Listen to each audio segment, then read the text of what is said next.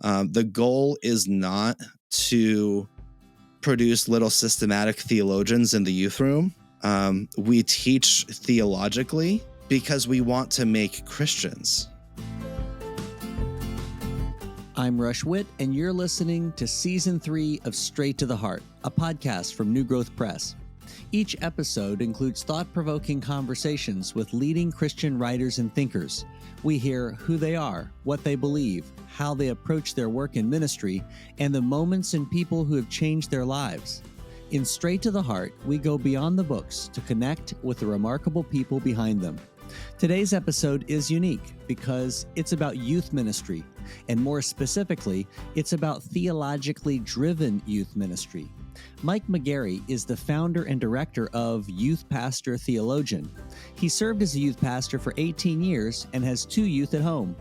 Mike is the author of Discover, Questioning Your Way to Faith, Lead Them to Jesus, and A Biblical Theology of Youth Ministry. Mike and I discuss some of the friends and enemies of theologically-minded youth ministry, the importance of team-based ministry among students, Mike's advice to new green youth ministry leaders, and more. Listen and be encouraged. And if you know a youth pastor or leader who is striving to serve the church faithfully, share the episode. This is Straight to the Heart. Mike McGarry, thank you for being my guest on the podcast today. I'm really looking forward to talking with you about youth ministry. Hey, thanks so much for having me on. I'm looking forward to it too. Yeah, a quick story to start. So the first kind of ministry position that I had was under a youth pastor named Kevin Hall, and this was in Kentucky. And I kind of entered ministry, I think like a lot of people do, in a youth ministry associate or assistant kind of position. But one of the interesting things that I think you'll appreciate is that Kevin Hall was, in my view, a unique youth pastor because he was a youth pastor for life. Yeah. And it wasn't like youth ministry was the starting point for him, and then he was going to graduate later. Stepping stone ministry. Yeah. Mm-hmm. And that really made a big difference in me and a number of other people that he mentored and poured into. It was just a different thing than we were used to. Awesome. Kevin's the GOAT.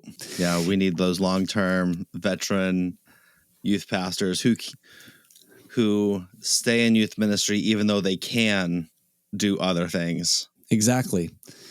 And so, I wonder what's your story in terms of youth ministry and how you've come to this point in ministry life? Well, I grew up in church. I was that church kid in Sunday school who either knew all the answers or in Sunday school class, or he knew enough about the Bible to make up answers that sounded plausible unless you actually knew the answer. That was my that was me. I was that obnoxious kid. So I like to joke that I was predestined for seminary. Mm-hmm. So I grew up in church, and I really don't remember not being a Christian. And so for me, I have one of those fortunate testimonies of thanking the Lord for what he guarded me against. But life did what life sometimes does and kind of blew up when I was about 12 years old. And my parents divorced, and it was a pretty messy, difficult situation. I'm the youngest of 4. So my 2 oldest siblings were out of the house, and my brother and I were still home. And I was just heading into those teen years, and now dad's not home. And my church had just called a new youth pastor right around that time. And man, was he old. He was like the most ancient youth pastor. Why would church ever hire someone who's in his late 30s to be a youth pastor? Right? I'm like, oh man. Now I'm looking back, I'm like, oh, he was so young. But as a teenager, you kind of just think like, what old youth pastor? What's up with that? But man, I am so thankful for Craig Secor and for his ministry, for the way that he really stepped in and cared for me and for my family during some really difficult years. the way he spoke the truth of the gospel to a kid who was just drowning but trying to hold it together.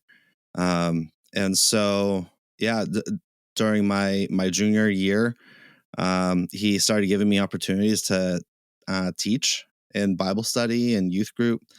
And I was a super socially awkward kid with a stutter and who would turn beet red whenever I would talk in front of people. Like I'm the least likely person to have become a youth pastor if you knew me as a teenager. Oh yeah, I was painfully awkward. I still am sometimes.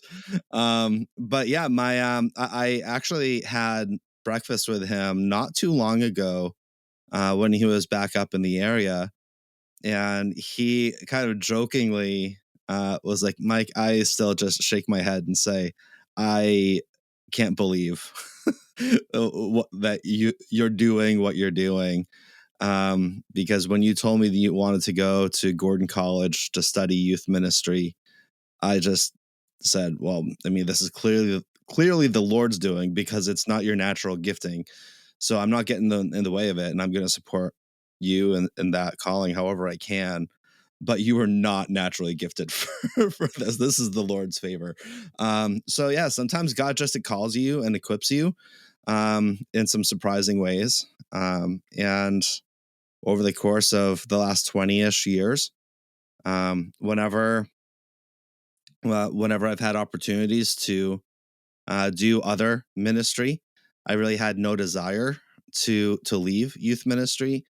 And the times when I wanted to leave youth ministry, there were no opportunities. So I was a youth pastor for 18 years until just about 6 months ago, when I rolled off of church staff to be able to lead my current ministry, youth pastor, theologian, as my full time ministry, essentially as a pastor to youth pastors.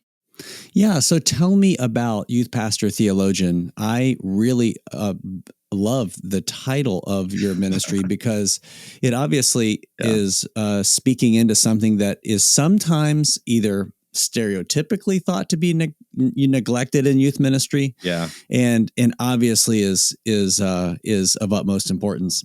So tell Yeah. me about your ministry. Yeah. Well, I always felt a bit of an odd duck and never really like I fit in among other youth pastors because I was just a theology geek. I hope not a theo bro, but a theology geek, and just I love asking the hard and sometimes uncomfortable questions. Um, and yeah, just want to be really deliberate about like how are we building our ministries on a biblical foundation? Like how can we really think biblically and theologically about what is youth ministry? I think those are really important but often neglected questions. And so really digging into that and then translating sound doctrine in a way that is understandable to teenagers but also is applicable to teenagers so they can see like why does any of this matter, right? What is the point? And so eventually there really wasn't any space really focused deeply on that. There were a few organizations doing some of it but not as their singular focus. And increasingly it just felt the Lord leading me to start a blog about those two core questions: what is youth ministry and how can we teach theologically with confidence? And that blog just kind of grew, um, and kind of internationally even, which is really surprising and definitely not was anything that I had planned or orchestrated. And so it kind of just grew to the point that I couldn't continue to lead that website. And that also, we had our own podcast too. I couldn't do those things while still being a full time youth pastor. And so it was either I need to shut it all down or I actually need to just trust the Lord and do this and trust Him to provide because there's really not anything that we're doing that brings in money. So it's all fundraised. Years ago, I told the Lord, I will serve you in ministry, but I'm not doing fundraised ministry. And Man plans, God laughs. And the Lord is providing. So, but we still need, we still need donors. We still need churches and organizations to help support. But God is doing something, and yeah, it's really, really exciting. So the name is a funny story. I didn't really know what, what do I make this, right? Like what do I call this thing? And I thought back to my Twitter bio at one point, and I mean, years ago when I started Twitter, in my bio I put youth That's what pastor you called yourself. theologian. Wow. Yeah, because I went to seminary, Gordon Conwell, and Gordon Conwell's real big. They've always been really big on the pastor scholar, on the pastor theologian, and so really talking about we train pastor theologians. So when I joined Twitter, I put pastor theologian, and I was like, well, I'm a youth pastor. I just put youth pastor theologian in my Twitter bio like a decade ago. And so I was thinking about, what do I call this website? And something just sparked my Twitter bio, and I was like, oh, that would It's a work. great title. Yeah. So here we are. It really is a Thanks, Twitter. fantastic. Yeah, for sure. X. X. Yeah, Thanks, Elon. X. Yeah, that's a great title. And, it seems, as I think about it, it seems as though in youth ministry, there's two ends, or, maybe to the spectrum. On one end, in certain places, youth ministry is really a prominent ministry, but it's not thought of very theologically. Yeah. And then on the other end, there can be maybe a mindset that's so theological that it even raises the question, is youth ministry even biblical? Right. And so I wonder, on that end of the spectrum, how you would answer that question. Yeah. I think it's a really important question, and it's a totally valid question. I remember the first time I was really kind of approached, kind of aggressively, by someone who's associated with the family integrated church movement, about 10 years ago, about that, and they'd been reading a lot of Vadi Bakum. And so they said, this isn't even biblical. It's nowhere in scripture. Why are we even doing this? We're contributing to the problem. Of course, the kids are dropping out. We're not training parents to do it, and we're doing it for them. So what are we doing? What are we even doing? So it's like, oh, okay, calm down. Fair questions. But I think sometimes the question is asked with a tone that makes youth pastors not want to engage the question. So sometimes the aggression is actually counterproductive, and I'm all for the question. I'm all for the conversation, and that really is what my first book was about. So my first book is called "The Biblical Theology of Youth Ministry," and goes through an exegetical, historical, and theological foundation for the way God's people have always passed the faith from generation to generation. And so if you're looking for modern youth ministry with Sunday school and youth groups that meet on Wednesdays and full-time youth pastors, yeah, I mean that's new. That's 120 years oldish, give or take. But youth ministry, biblically conceived as the partnership between the people of God and the family, in that co-partnership, right? That co-evangelism, co-discipleship of the next generation, that has always existed. We see that all the way back in Deuteronomy 6 is, the foundational passage that, pretty much every family pastor, children's pastor, like that's the passage. And one of the things that people often forget about that passage, about, parents to engrave the commandments of the Lord on your children's hearts. People forget that was given in the context of, hear, O Israel, the Lord our God, the Lord is one. And then it immediately follows up with, engrave these commandments on your children's hearts, right? So it's given to Israel, not just to isolated parents. And I think it's also essential to point out the nuclear family literally did not exist.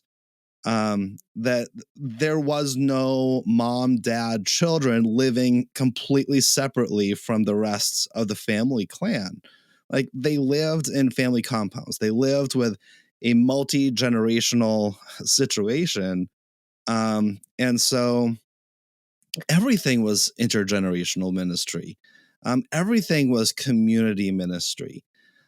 So if you really want to have a hard reading of that passage, then, quit your job, buy a big plot of land, and make sure that all of your multi-generational family is living there. Then you can have a hard reading of Deuteronomy 6.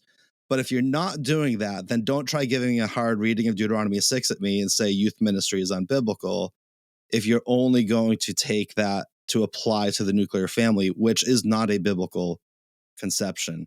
There's a ton of other passages throughout Scripture that I dig into in a biblical theology of youth ministry. But if we say that the church is the family of God, and we actually mean that, then that means every kid in the church is part of our church family, and we share a responsibility, a Deuteronomy 6 responsibility, and calling to minister and disciple those kids. And if we don't mean that as a church, and we're just going to pass it on to the family and say, you do it, family, parents, it's your responsibility, it's not our responsibility, then stop baptizing your kids and stop dedicating them and making vows, if you don't mean it. Do you feel overwhelmed with the logistics of starting or keeping a youth ministry going? What about the tricky theological questions that keep you and your fellow youth workers on your toes? It's a lot for what is usually an all-volunteer army. Help is here. Veteran youth pastor Mike McGarry offers a practical, comprehensive tool to jumpstart your youth ministry and help youth workers with biblical answers to the tough questions students ask. Lead Them to Jesus offers insight into the religious worldview of Gen Z and illustrates how to connect the gospel to their questions and core desires. Not only are young people ready to discuss hard issues such as suicide, suffering, and navigating difficult relationships, they are looking for authentic leaders who are committed to speaking truth and investing into their lives. Learn more and order copies of Lead Them to Jesus for your church's youth workers when you visit newgrowthpress.com. You know, Mike, I know by your area code and by a little bit of your accent that you are in Boston. Yeah. And one of my almost lifelong friends, I think I mentioned this to you when we saw each other last, planted a church more than a decade ago in Medford. Okay. And Medford. And so I know that Boston is a hard place to plant a church, to do ministry. And so it actually brings to mind for me a question for you of what's youth ministry like in a place like Boston? How effective is youth ministry, and what's the culture? How does it play into the culture of where you live and serve? Yeah, so I'm not in Boston proper. If I was actually in the city, then I'd have an even awesomer accent. Um, I got just enough. So I'm about 40 minutes south of Boston. For those who know, I live right near Foxborough, which is where the Patriots play. So when the Patriots have a home game, I literally have to take a different route to church because there's too much traffic. So I'm right between Boston and Providence, Rhode Island. Just geographically, that's where I'm at. But I mean, I grew up here, so I live in the town right next to where I grew up. The two churches that I've served in are both here as well. And I mean, youth ministry is just small. It's just normal to me. I was talking with a youth pastor friend in South Carolina not long ago, who was saying that they can have a pizza and dodgeball night and still get like 100 people, 100 kids to come out, and they'll actually bring their unchurched friends. And my mind was blown. Right. I didn't think that actually happened anywhere anymore. I was like, I thought that hasn't happened since 1995. So like that type of youth ministry cannot exist here. When you do fun game nights, and there's a place for that. Yes, the pastor theologian is actually for games, but done not to get kids to come, but to foster relationships and a gospel culture. That's another topic.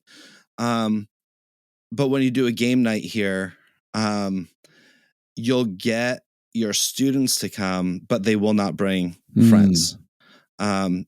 I think that one of the best evangelistic ministries that you can have is to actually have something meaty and meaningful, like an Ask a Pastor night or like an Ask Anything night, or even to have next week's youth group. We're talking about sexuality and gender. So come and bring your questions and bring your friends, and we're going to talk about some really difficult topics. And it sounds like that's the week to not bring friends, right? I mean, when I was growing up, that would be the week that you would never want to bring friends. But for where we are, these are the questions that everyone is grappling with. And for an unchurched audience, they're going to come in with assumptions that you're going to say, oh, well, God hates XYZ, right? And so it's an opportunity for a really difficult question and conversation that is meaningful. That's something that they are asking and that they're wondering about.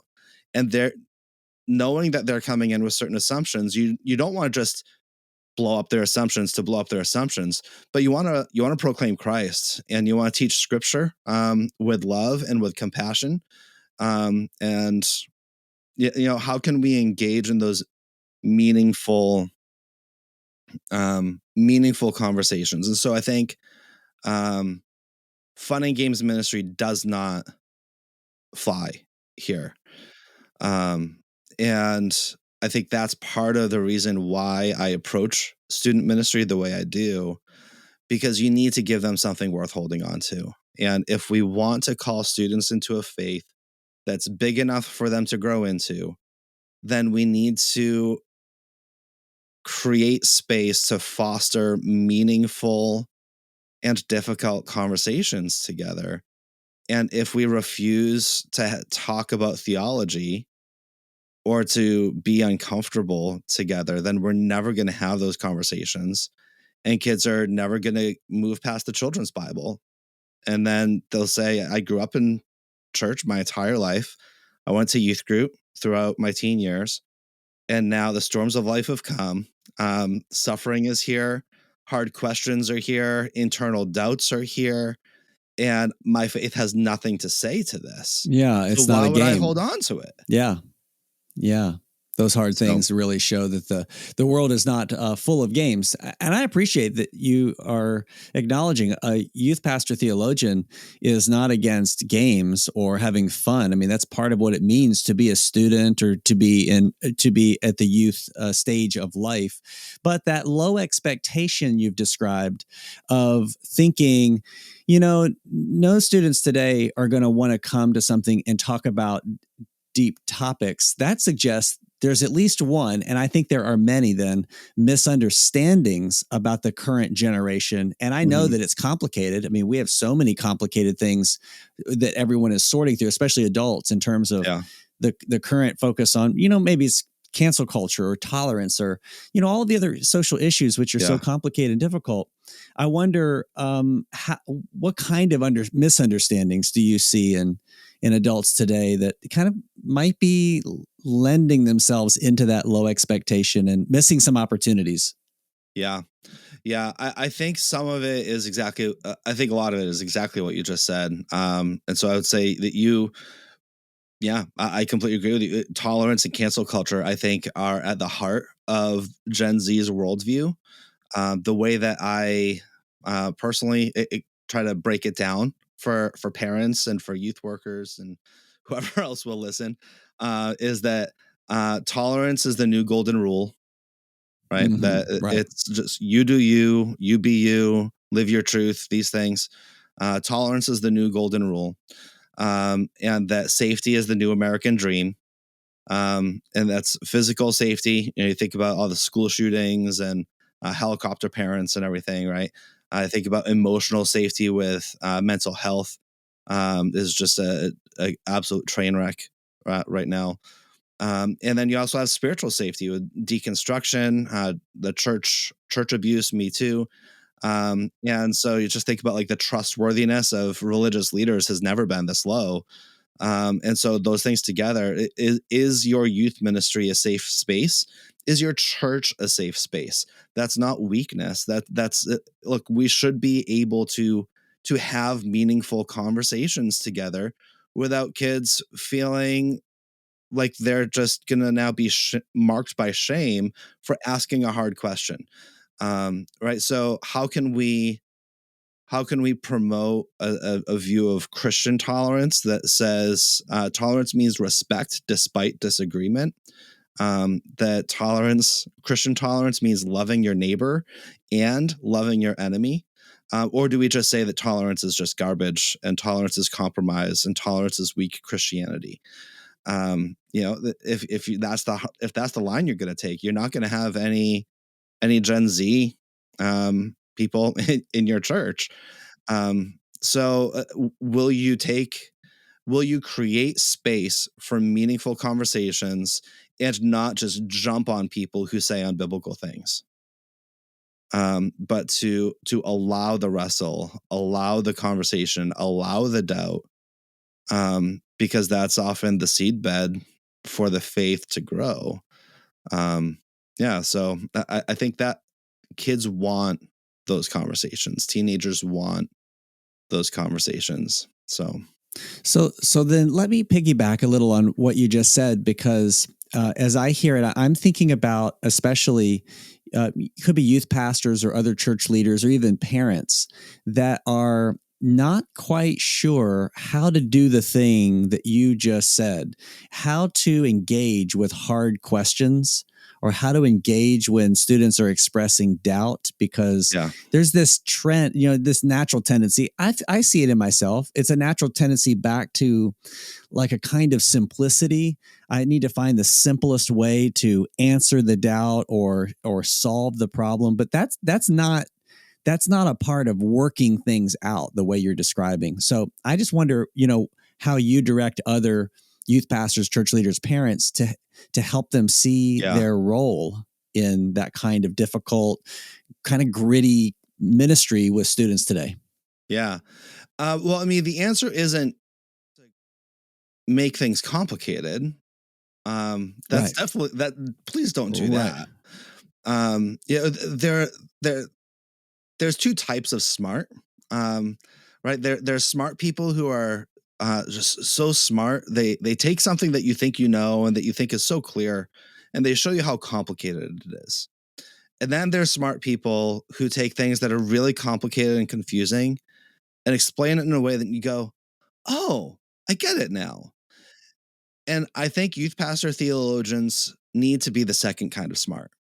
They need to be the kind who understand the doctrine, the exegetical depth, the theological depth, um, well enough that they might not know everything about the topic, but they understand it enough and they understand their students enough that they can explain and articulate the rich and meaningful things and prompts the meaningful conversations in a way that you're not oversimplifying in a dumb it down kind of way, but that you're bringing clarity.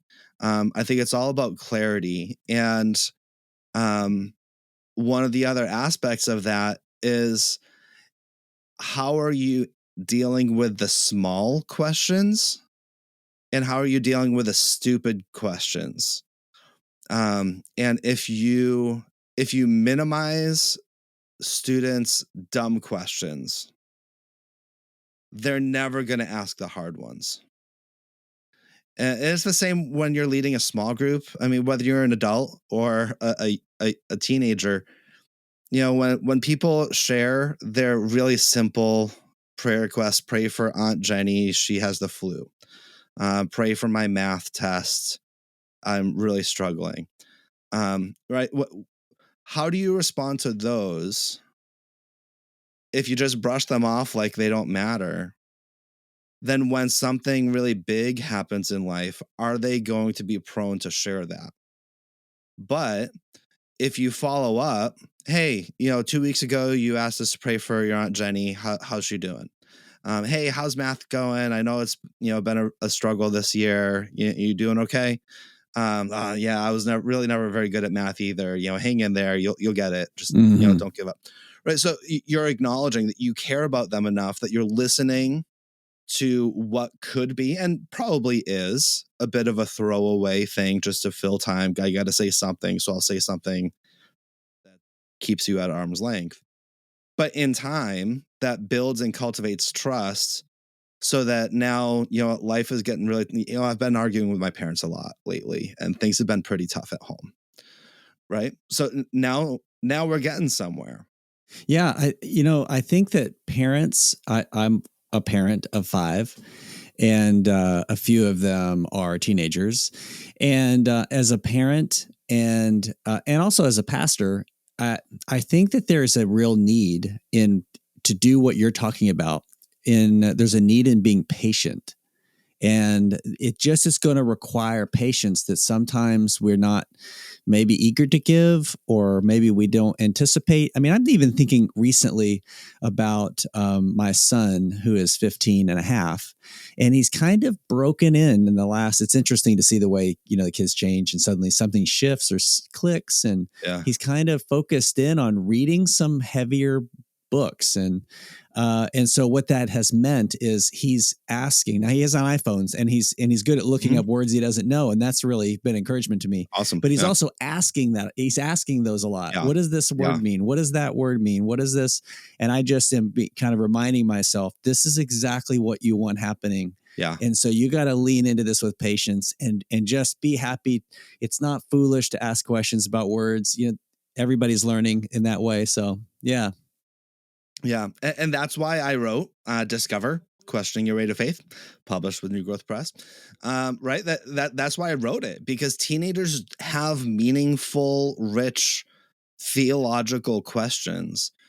And some of them are going to come direct at you that are mostly about like creation, evolution, and gender and sexuality and things like that. Are and suffering and the hell question. A lot of questions come sideways about like how do we know that our faith is the true faith, and right, that's actually a question about the doctrine of the Trinity, right, and the sufficiency of Christ. So there are a lot of theological questions that come direct, and there are a lot that come sideways, that are questions that I addressed in the book. So there's 20 of them in the book. Some of them you will hear students ask the way that I have them as chapter titles. Some of them you will never hear a teenager ask the question the way that I have that chapter title named. But when you show the table of contents to a teenager, they will say, yeah, I'm curious about every single one of those. Because the ones that they won't ask straight up are the sideways questions. Yeah. And so it's been a really fun and interesting thing to hear from parents who are reading the book with their kids, and from youth pastors who are having small groups or Sunday school classes with the book. And I've just, in my 20 years of ministry, and I have 2 teenagers at home myself now too, and it's been really fun to kind of poke and put those questions out in front. I want you to know something. It's okay for you to have questions about your faith. You aren't the only one that has those questions, and you shouldn't be embarrassed by them. In Discover, Questioning Your Way to Faith, Mike McGarry explores the 20 most common questions teenagers ask. Mike wants you to see your questions as an opportunity to dig deeper and grow in your faith. Each chapter is short and tackles important topics such as doubt, the resurrection, tolerance, sexual issues, prayer, and more. He thinks you'll be encouraged to see what God has to say, and I do too. Discover Questioning Your Way to Faith is available now at newgrowthpress.com. I'm going to run the risk of being a bad conversation partner and ask kind of a complicated question.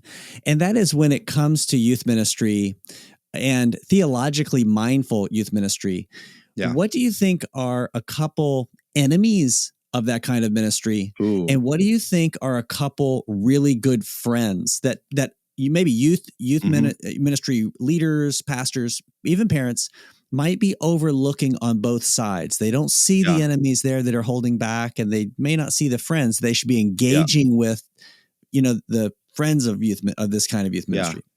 Awesome. I love it. And you can take a All minute, right. and I'll edit out No, any I'm good. pause you I'm need. good. Okay. I got this. So Cool. I would say that fun and games are not the enemy, right? They're Amen. not.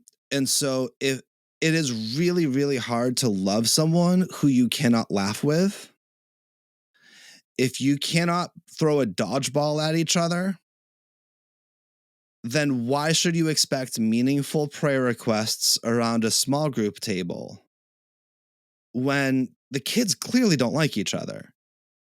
And when students complain that youth group isn't fun, they're not actually complaining about the games. They're complaining about the people. They're complaining about the culture. Because I don't know about you, Rush, but for me, like, I have done some really stupid things with people who I love, and it has been a blast. And I've done some really awesome things with people who I just don't enjoy, and you could not pay me enough to do that thing again with them. Mm. It's not about the fun. So when kids are complaining about, oh, youth group's not fun, I don't want to go there, it's too boring. It's not about the fun. It's not about the games. It's about the people, and it's about the culture. Like, what is the gospel culture of your church and of your ministry? What is the tone? How do people treat one another? How do the leaders treat the students? How do the students treat each other? Um, and so I think that service projects and games are the two best ways for you to establish and guard the ministry culture, so that way they are intentionally playing together. It's not about playing the most fun game in the world. That has not ever been my goal as a youth pastor. So when kids complain that the game isn't fun enough, you know what? If the kids were engaging with each other and they were playing with each other, and we deliberately split up teams so that you're not just playing with all of your best friends, so that everyone has a friend on their team, but you're also playing with other people who you don't normally engage with. And hey, guess what? Now you're on a team. So their success is your success. What's going to happen? Now all of a sudden you're rooting for each other when you normally have nothing else to do with each other. Right. So the fun and games can actually be part of the discipleship process in your ministry by being deliberate about it. Now, on the other side of things, an obsession with fun and games is the enemy. And my friend Kyle Hoffsmith put it this way in a conversation once. He said, if you will only do fun things in your ministry, then you will never make disciples. I don't remember exactly how he said it, but that's my Yeah, version of what he said. that's a good Kyle, version. really, really wise, right? So, like, if you will only do fun things, you will never make disciples, because sometimes some meaningful Bible study, hey, that's just not super fun, right? Like, you can do a lot of things that are more fun than have Bible study.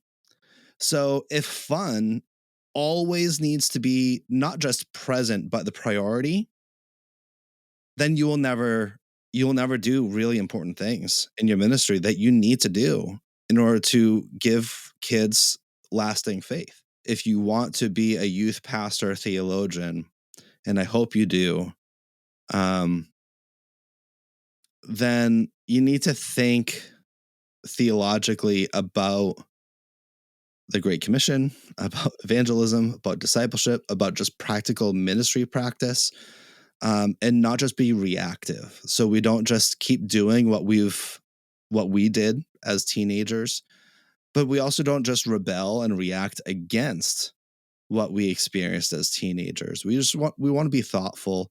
The goal is not to produce little systematic theologians in the youth room. We teach theologically because we want to make Christians. and how many kids are graduating from our church's youth ministries, and they've literally never discussed something as important as the Trinity. I mean, it's who God is. So this isn't to say like they need to understand like hypostatic Yeah, union and sure. like Right. right prosopon and that's like Right. they don't need the Latin. Like they don't need all of the heavy, deep, nerdy stuff that you might be interested in as the youth pastor who's in seminary. Like, but they should understand some aspects of the three in one nature of who God is as the distinctive element of what Christians believe about God. That this is what makes Christianity truly unique, as opposed to Islam and Judaism, who both profess to worship the same God, right? Of these three, so do we worship the same God? And we say, well, we worship God who's three in one. Do they? Okay, so how do we address the question? As right, so that it's just these are things that have to do with just basic Christianity and understanding the Apostles' Creed and what it actually means for us to profess it. So I'm not trying to say, hey, like let's teach systematic theology in our youth rooms. I'm saying we should at least be teaching Christianity Yeah. in our youth rooms. I think you're making that very clear that students do not need seminary, but they need the church, and that's what the church does. The Yeah. church makes disciples, and that's an important point. Mhm. Mike, you're like a lot of guests on this podcast. You're the kind of person that I could talk to for hours. Now we don't have hours, unfortunately, so maybe maybe a couple more questions. Yeah, so I'm a good Baptist, and the way I've always approached my student leadership team is to view them essentially as the elder board for the student ministry. So, as the youth pastor, I'm vocationally called to lead and shepherd the student ministry and the teenagers and their parents, and also the volunteers. So, how am I equipping them? How am I training them? How am I supporting them? But also, am I trusting them? And there are times when I frankly have wanted to do XYZ, and my youth leaders weren't on board, and they essentially outvoted me and said, "We really don't think that's a good idea." And I trusted them and did not do that thing, and they were right. And I can count. I can only count maybe one or two things that come to mind when I wanted to do something and they said no, and I still wish that we did it. So in nearly 20 years, to be able to count just a few, and more often than not, the wisdom of my volunteer team was spot on and very reliable. And there were very few times when I ever pulled the pastor card to say, this is what we're doing. And some of those times did not work out so great. And I wish I didn't do that. And I wish I did trust them and listen to them. And so I really would recommend honor your youth leaders, honor their wisdom, especially if they've been serving in the ministry for some time. And if you are constantly cycling through youth leaders, then maybe ask some hard questions about your leadership. And is there something? Are you expecting too much that you're burning them out? Are you expecting too little so they feel like, why am I even here? What am I even doing? Is there something about your personality and leadership style that is burning them up or cutting them up? Right. So you want to be a good leader of your volunteers, and you want to trust them. I really am so thankful for the volunteer teams that I've served with. And I think it's really important to highlight, like, yeah, your leaders don't work for you. You serve together. Yeah, you're describing a culture of youth ministry that I think is unique and immeasurably valuable, because the youth pastor theologian culture, if we can put it that way, is the very thing that equips these volunteer teams to Yeah. be trustworthy so that you Yeah. can rely on their input. And because you're then everybody's operating out of that same culture, Right. and that's Yeah. I think it's just invaluable for the team aspect of Yeah. ministry. Yeah. And again, another book plug. But this is why I wrote Lead Them to Jesus. It's a handbook for youth leaders. And when I started at my most recent church, I was coming in as the new guy and had I what I learned the hard way is sometimes when you talk about gospel centered ministry and gospel this and it can be really confusing, because who's going to say no, I'm not gospel centered, or I don't think that's important, right? So what does it mean? And it's just you can have the same vocabulary as your volunteers, but be using a very different dictionary, and what you mean by these things are very different. And then not all of a sudden, you're really surprised that there's a problem going on when you thought that you had agreed. And so I made a list of topics that I wanted to go through with my new volunteer team of important conversations that I think would be valuable for us to make sure that we're actually on the same page together. The next thing I knew, there was just way too many topics for like, yeah, it would have been enough for 3 years worth of team meetings. But I realized that it's a pretty good table of contents for a book. And so Lead Them to Jesus has 40 chapters, um, but each chapter is basically a blog length chapter. So that way your volunteers will actually read the book, the chapters, because they're 3, 4, sometimes 5 pages, but usually about 4 pages. So it's very accessible for you to be able to read, choose 1 or 2 chapters per month, and then discuss them in a monthly team meeting is what I recommend. Um, and yeah, I just think, how are we giving good resources and clear training for our leaders so they know what is expected, so they know what are you asking for them, how do you want things done, and how is the gospel at the heart of everything in your ministry? Like even what we just discussed earlier about fun and games, right? There's a chapter on fun and games. Like, do our volunteers understand the proper role of fun and games in our ministry?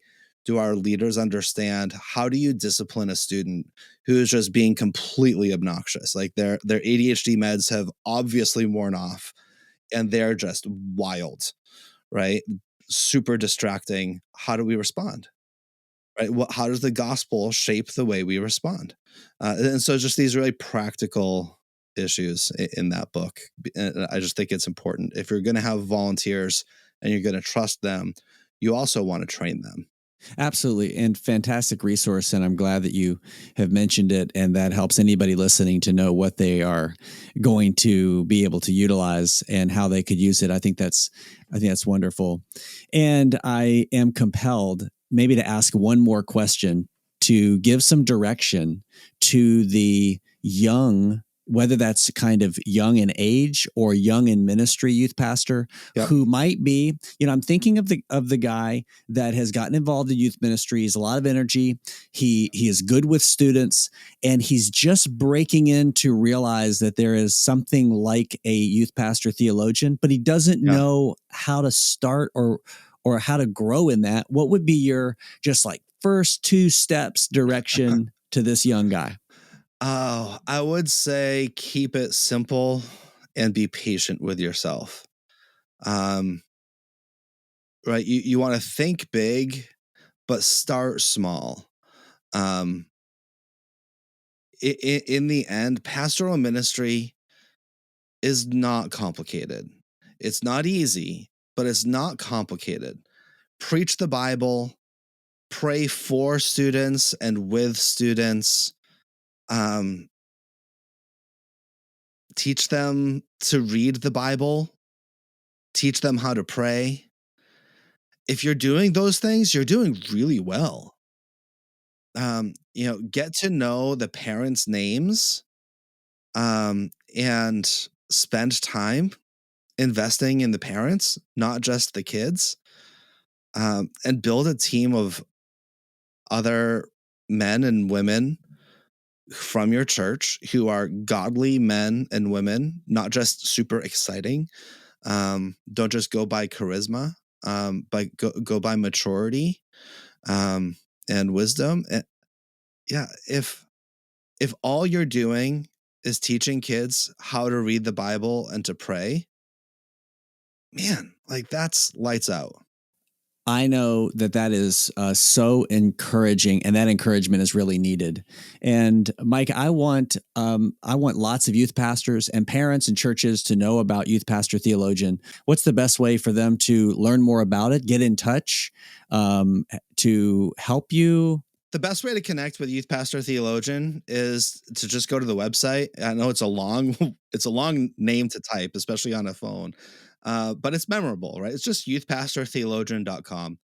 I tried buying ypt.com, but it's owned by someone in China who's not selling.